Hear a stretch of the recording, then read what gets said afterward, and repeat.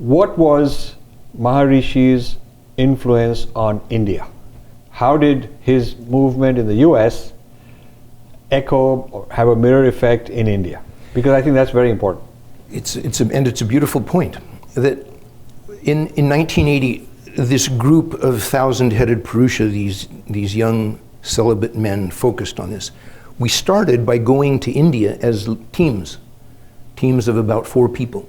And what we found was that they would go out into the villages of India, and the women also doing that. And when they would go there and they say, we're going to be teaching TM, and the fee is almost nothing if not free. And the people came there and they started TM by the tens of thousands. And then you realized none of the Indians were actually meditating, and they could learn it very easily, and they loved it, and they kept doing it. And then when he started Ayurveda, he started it in the context of something spiritual. You go to the Ayurvedic spa not to get cured of cancer and rheumatoid arthritis, but you go there as a technique to enhance your program that you've started on to gain enlightenment through yoga and TM, and now we're going to add something from diet and herbs and these other things. Now, what happened was they said, oh look, they have these places you can go, the people in India who had hotels, sometimes fancy hotels, the Taj Mahal or the Oberoi or something like that. They said, now look at that. You go to America, and we even have Indians coming to America to get Shirodhara because it's given as, a spa treatment. Wait a minute, we have an indigenous spa program right here in India that's called Ayurveda, Panchakarma. So when I went back to India in 2003, and I hadn't been there since like 1986 or so, I think I've been now 6-7 times, what I found was that Panchakarma, or some semblance of that, was offered as a spa treatment in most of the important hotels. So in that 20-year period, suddenly Ayurveda became a very big thing in India. There's 2 levels of Ayurveda in India. One is in the villages where it hasn't changed. Young doctors in India, they don't want to go to the villages. There's no money to be made, they hate the lifestyle, there's hardly an internet connection. So there you have vaidyas, sometimes, unlicensed, unschooled, learned with their master, and that Ayurveda is their first encounter with medicine. You get a cold, you get an abscessed tooth, you go to the Vaidya and he can say, oh, that's an abscessed tooth, go buy some penicillin. He may or may not practice only Ayurveda. If you're in a Vaidya in India, you can practice any kind of medicine you want, except perhaps do elaborate surgery. Those regulations may change. So that's one level of Ayurveda in India. And there's hundreds of thousands, I think 800,000, maybe 1 million Vaidyas by now, or Ayurvedic practitioners, we should say, perhaps not Vaidyas that have learned that way. Then the other level of Ayurveda in India is at a center which is actually offered as an Ayurvedic center, which is now becoming more common in the bigger cities, where you actually have Ayurvedic, and I've, throughout my whole time practicing Ayurveda together with Western medicine, which I did from when we opened the Lancaster Center in 1987-88 until 2007, when I decided I wanted to focus on Western hospital medicine. During all those years, almost, that must have been 20 years, I always had a great Vaidya from India by my side. Mm. And they would come with me and sit with me, and we'd see patients and take the pulse with me and so on. And they've all gone back to India and taken their Maharishi Ayurveda back to India with them and started clinics. And you can go to their clinics in Ahmedabad and many other places in India, and get, in a sense, the same idea of Maharishi Ayurveda, where it's offered in this context of something much bigger. Even that's changing now in Cochin, where they have big Ayurvedic hospitals treating thousands of people with severe diseases.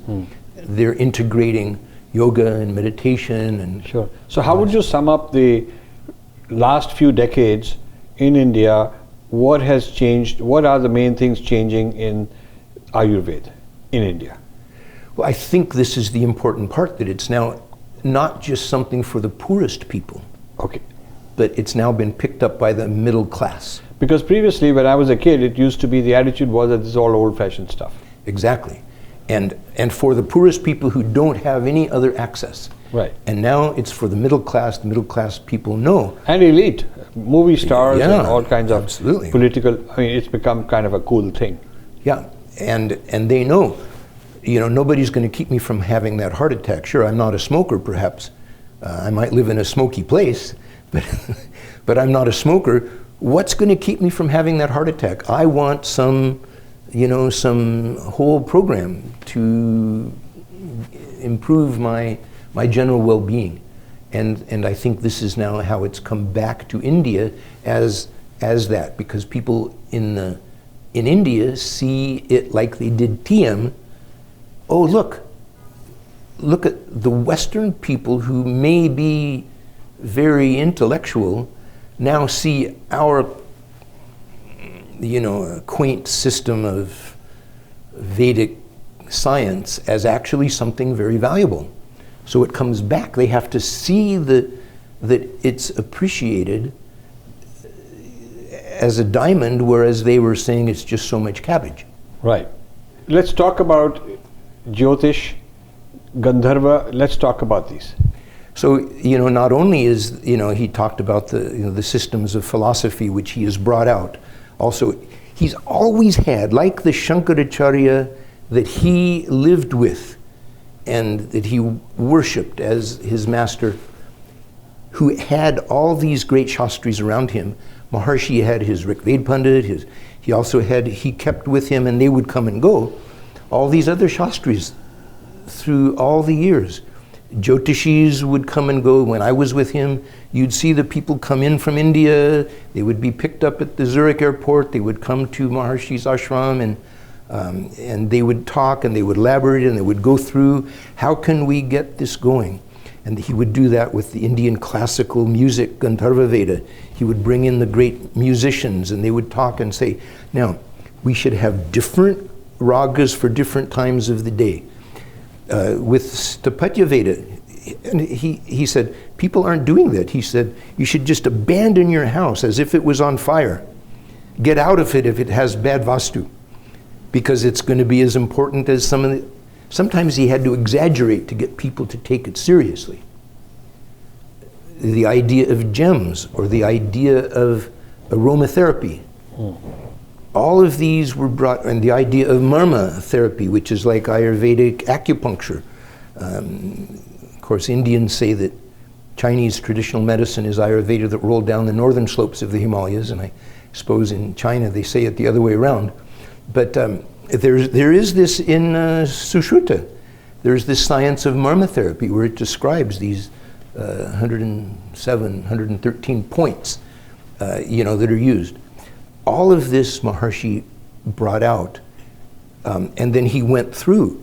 We would have years where we would do just Purva Mimamsa, and then years where we would do Vedanta.